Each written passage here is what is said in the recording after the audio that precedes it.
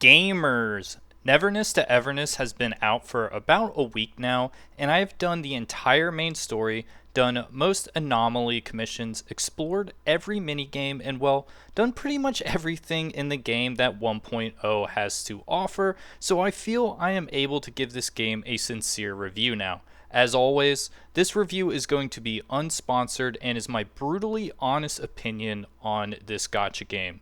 The first thing I want to talk about in this review is what makes Neverness to Everness stand out to me personally. When I saw it was open world, I thought I wouldn't enjoy this game because, well, I feel really burnt out on open world games lately, especially after Where Winds Meet. But this gacha makes the open world vibes feel really fresh by mixing an urban city setting, which might not seem unique, but most other open world games that are gachas are a mix of fantasy and post apocalyptic. So the city vibe that is really just like carefree really helped make the world feel alive with the NPCs just hanging out, doing things like photography, dancing to boomboxes by the water, etc. This is more aesthetically pleasing to me personally, and I appreciate that a lot. Speaking of aesthetically pleasing, this game looks beautiful. The cutscenes from the main quests are some of the best quality cutscenes I've seen in a gacha game from recent memory, especially the final scene from 1.0. That was really exceptional. Another moment that I can think of that is just wow on the graphics is whenever it rains. It's just so much better quality than most games like this. But graphics doesn't make a game good. Content is what makes a gacha game, well, good. And this game has some of the best content in an open world gacha game with the anomaly commissions. There is a commission where you go into the school at night and there are mannequins that are terrorizing the school and you have to put them to rest through puzzles. This was incredibly fun to me, and most of the commissions where you are teleported to a paranormal realm and do puzzles are really unique with how they do it, where it's got some horror game vibes to it, such as there's like shadows that are going to run at you if you're not looking at them. But they do it in like some cutesy way, so it's not like scary like a horror game would usually present this, and it's in a carefree manner, which really the game pulls off really well, which I've never seen before. So I really appreciated those horror vibes. Now, besides these fun paranormal commissions that have horror game vibes to it, the combat in this game feels similar to most anime style games with team formations, elemental reactions. But what I like about this one is that there are triple reactions, which makes it feel a little more engaging. For example, there is the Blossom when you use the Cosmos character with Mint or GU1, and then you can go back to the main character and use a Lakshana character like Hathor or Skia to inflict not only Remora, but you inflict charge. And just having those extra little bits makes it so even though this gameplay is very familiar, it adds just like a tiny bit of elevation to it, which makes it, well, interesting since we've done this before. So the commissions are great. The combat is a little bit of the same old, but what about the quests? Well, I would say the weakest part of the game is that most side quests aren't voice acted. And although some of the quests are fun and quirky, well, a couple of the side quests are even voice acted and are great. Ultimately, I would have rather had less side quests, but all of them be voice acted, rather than side quests for the sake of just having a lot of side quests.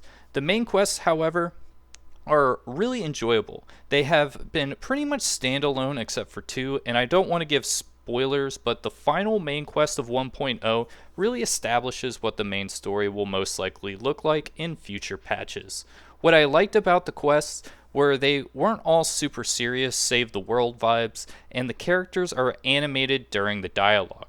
This is really important to me because some games like Honkai Star Rail really put me to sleep during things like Pinacone, where it's just walls of lifeless dialogue and nothing else. So even though a lot of people think Tagito is annoying, well, he's animated at least when he's saying Tagido, and Haniel might be annoying to some people, but she's animated, quirky, etc. And it makes it so I can enjoy the cutscenes. Also, some characters are just like truly badass in this game. Like Hathor's moment in the main story was so clutch and out of nowhere. But yeah, overall, in the future patches, if they have these quests of the same level, then I'll be excited to do them, unlike some gachas I've played where I've dreaded doing the main story on patches, which usually leads to me dropping them. So really glad they made it so that the quests are sort of standalone. But what makes NTE a really strong single player gacha is how it does minigames. Minigames are really important because they get you fawns, which makes Tycoon level go up, which makes everything in the game just have a better quality of life, such as being able to use double stamina at, I believe, level 16 for city stamina, and unlocking Chiz and her dupes, etc.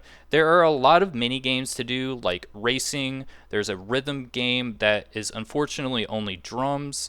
There's a restaurant simulator, fishing, a bank heist mode. There are so many modes, as well as like this Tetris multiplayer, and there's also Mahjong, but there are the ones that stand out. Personally, what makes these game modes nice is you don't have to interact with most of them after you unlock the pool currency first time done association with them, so you can find the mini game you like to do for your city stamina. Personally, I don't like the rhythm game in Neverness to Everness because I don't like drums, and well, drums are the only option. Also, the racing just feels a little bit mid to me, but I like the restaurant mode a lot, and that's probably because I've never played a game like that. I've played a ton of racing games and rhythm games, so that's mostly why I probably didn't enjoy them as much in NTE.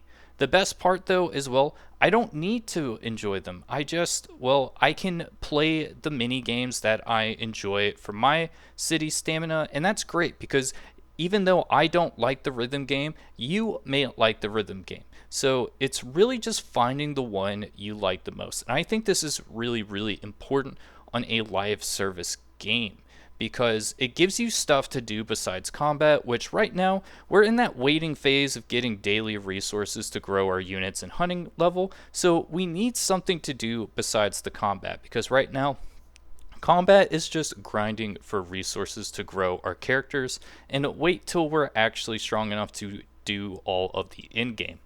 Overall, everything in this game is a quality package, but what we haven't talked about is the gacha, which is important because, well, it's a fucking gacha game. What I liked about this game is that it didn't 100% copy the Hoyo gacha model, which a lot of games do in this realm. And they did it in a fun way. And what I mean by that is like Arknight's Infield, for example, didn't copy the Hoyo model style gacha, but its system had just like, it was made in such a way that it just felt bad to me no matter what, in my opinion. This game has a board, and it's really cool to see that you can get 5 pulls off a single pull. But I do feel there wasn't a ton of pulls in this patch, and a lot of the pulls that they are mentioning that we would get on launch are associated with ascending character levels. So realistically, those don't kind of count in my opinion. So the amount of pulls we got are okay because we got those 2 selectors, but it's not the best in my opinion. What is great is there are a ton of S-class weapons given for free, as well as from hidden quests. So even though I don't like the weapon banner, we get pretty much every character's S-class weapon for free, so it doesn't even matter if the weapon banner's that bad, right? And on top of that, when you get dupes of characters, you can pick the dupe trait. It isn't like most gachas in this vein where like a character might completely change their kit if you get their C2, their C4, C6, etc., etc. In this game, you can get their final dupe immediately because you get to select which of the 6 you want. And if you don't like it, you can change it. This is huge and, well, makes it so most characters only really need 2 dupes to feel like a mega overpowered max dupe character.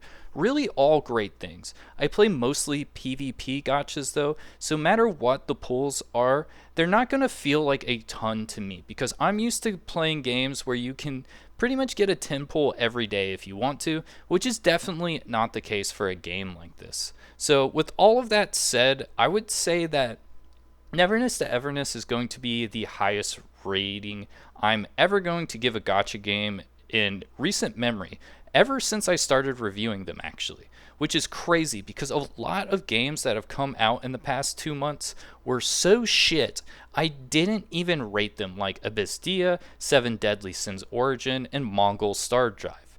Neverness to Everness is personally a 9.3 out of 10 for me. And sorry for all my haters, but I don't think I'm going to be quitting this game anytime soon.